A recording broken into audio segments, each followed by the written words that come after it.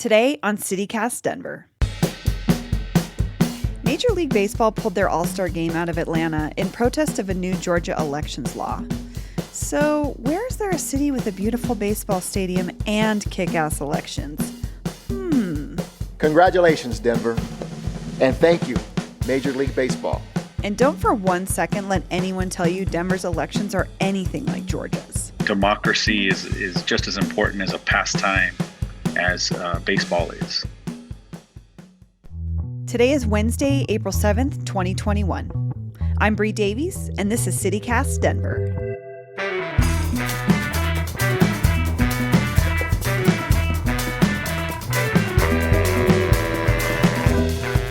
Let's take a look at the news. It's another mild spring day here in Denver with highs in the mid-60s. Denver announced it will begin to repave 465 lane miles of local streets this year.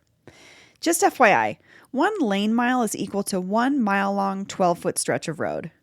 This means construction season will continue throughout the year, as it does every year, but we'll be getting better streets out of the deal. In very sad baby bald eagle news, the bald eagle nest at Bar Lake in Brighton was destroyed after the tree it was resting in fell. Sadly, the eggs did not survive. But we're still keeping vigilant watch on the nest at Stanley Lake, crossing our fingers for a healthy spring for bald eagles. Denver City Council voted Monday to expand parts of the group living amendment to the entire city.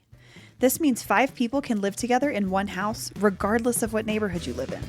This also means more housing options for more people. It's official. Major League Baseball confirmed rumors that the All-Star game is leaving Atlanta because of a new Georgia elections law. And now the game's coming to Denver, which is cool. Except it got some conservative politicians talking about how Colorado's elections aren't that different from Georgia's, which is not cool at all. Our elections here in Denver totally rule. Seriously, I love every aspect of it.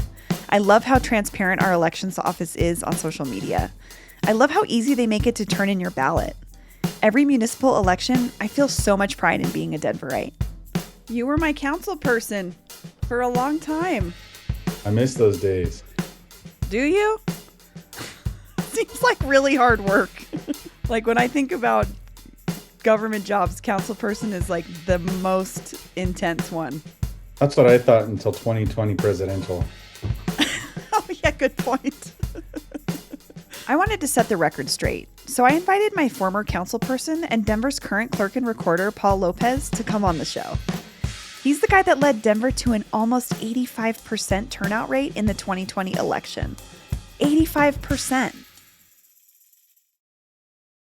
Well, I want to start with asking you, Paul, are you a baseball fan? Yes, I am. I am totally a baseball fan. I used to play baseball, and I'm so happy that the season is starting, and I can't wait to actually catch a ball game. So right. So what were your first thoughts when you heard that the MLB All-Star Game was being moved to Denver from Atlanta, in part because of voting laws? Well, I'm happy. I'm thrilled, and I'm very thankful that the Major League Baseball had the guts to actually make this decision, to make this call, and it's the right call. Democracy is just as important as a pastime as baseball is. And I'm so glad that this decision was made, and especially because it's coming back here to the Mile High City. And I can't stop bragging about our Denver election staff, our 1,180 judges that, worked, throughout the year to make sure that our elections are safe, they're secure, they're transparent. And here's the kicker. They are accessible to every single voter, no matter what zip code you live in. And that's what's up, right? And so we, at the same time, that's also a big shout out and thank you to the Denver voters, right? For having their confidence in our elections, for participating, for voting. And, this home run is because of those Denver voters. And, that's sort of the talking point for a lot of conservative commentators that they're trying to compare Colorado's voter laws to Georgia's and saying that the MLB is being hypocritical because we have similarly strict rules. And I took a huge issue with that personally because our voting is so accessible. Can you talk about the ways that your office makes voting accessible for Denverites? Yeah, no, absolutely. I couldn't agree more with you. You know, voters in Denver, and I could even say the state, right? Voters in Colorado, especially here in Denver, can vote at any location in their home county.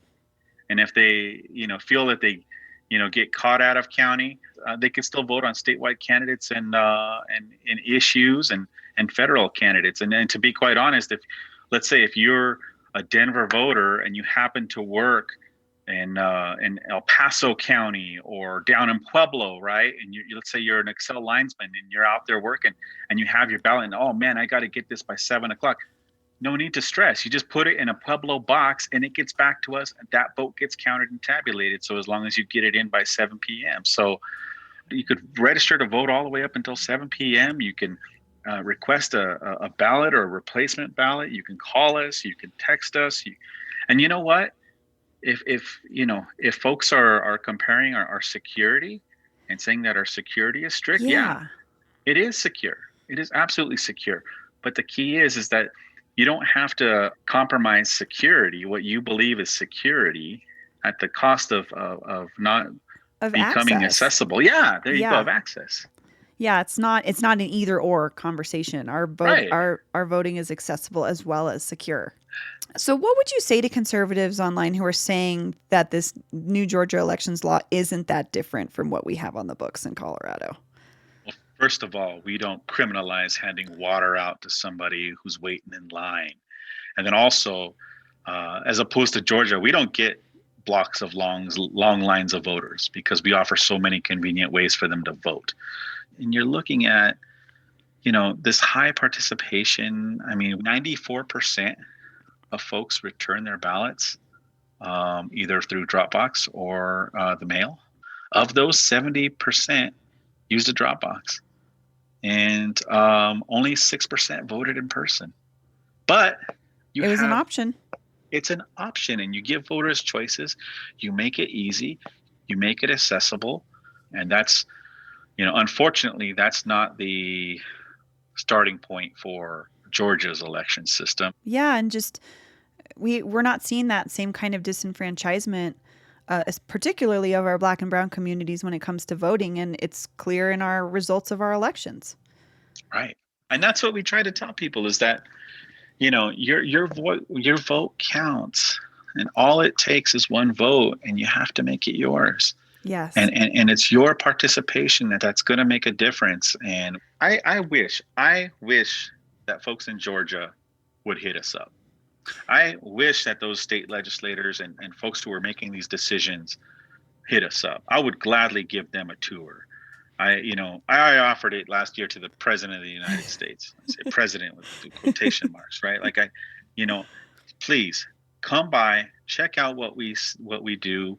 I would love for these policymakers to come by and learn from us. I mean, we test our voting system before and after every election. We document all these processes on social media. We have a ballot security page that kind of walks on our website that walks through the entire ballot process. And even last year featured a 24-hour live stream showing all of our ballot processing areas. I was watching it. I loved it. Yeah. I was like, this is democracy in action, literally. Right. And that's what's up. You know what I'm saying? Like, yeah. I mean, it pisses me off knowing that, these policies are being made that are archaic Jim Crow era policies. And it makes me mad. But at the center of it, Bree, it's my heartbreaking, man. It's sad. It really is depressing. And it's so sad to see. And especially from Georgia. I mean, right. What a lovely state. You know what I'm saying? The people deserve that access, Yes. That's what it really comes down to. So my last thought is I feel like maybe you should throw the first pitch at the All-Star game. Would you take that up if they offered it? I used to throw. So I used to be on the mound. So you know what? I would.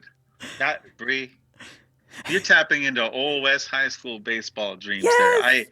I don't even care if there was no games or not even the janitor on in the whole stadium.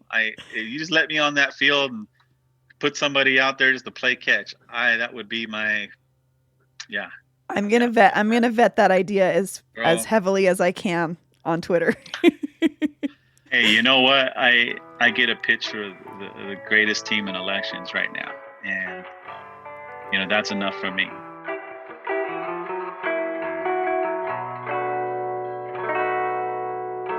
After we heard the news about the MLB All-Star Game coming to Denver, I knew we had to check back in with our sports guy, Jake Shapiro. We had him on Monday's show to talk about the Rockies, and so we wanted to know how common it is for baseball to make a political statement like this.